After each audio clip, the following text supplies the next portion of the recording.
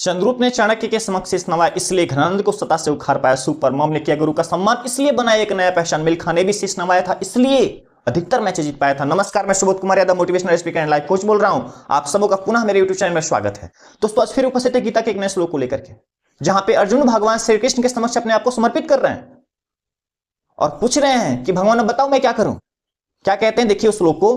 कर्पण्य दोषोपहत स्वभाव पृच्छामि त्वाम धर्म समुढ़ चेताः यच्छेहस्या निश्चितम ब्रूहि तन्मे शिष्यते हम साधि माम त्वाम प्रपत्रम।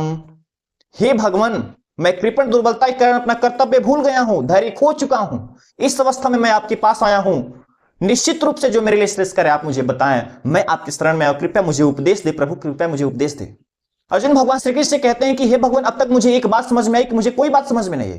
हे भगवान, क्या बोले भगवान के समक्ष अर्जुन कहते हैं कि हे भगवान, मुझे एक बात समझ में आ गई कि मुझे कोई बात अभी तक समझ नहीं आई।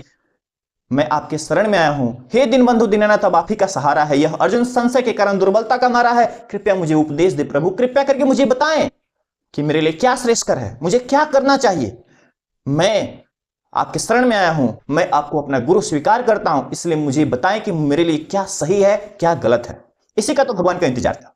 भगवान यही चाहते भी थे कि कब अर्जुन तर्क करना बंद करे और वो मेरे पास आकर के पूछे कि भगवान आप बताओ मैं क्या करूं। इस श्लोक से स्पष्ट होता है, जरा आप ध्यान से सोचिए कि अर्जुन भगवान श्री कृष्ण में कितनी श्रद्धा रखते थे। यह श्लोक अर्जुन का कृष्ण के प्रति श्रद्धा को दर्शा रहा है। अब कृष्ण जो कहेंगे अर्जुन वो करेंगे, तर्क नहीं करेंगे और एक सुनहरा सा अध्याय लिखेंगे।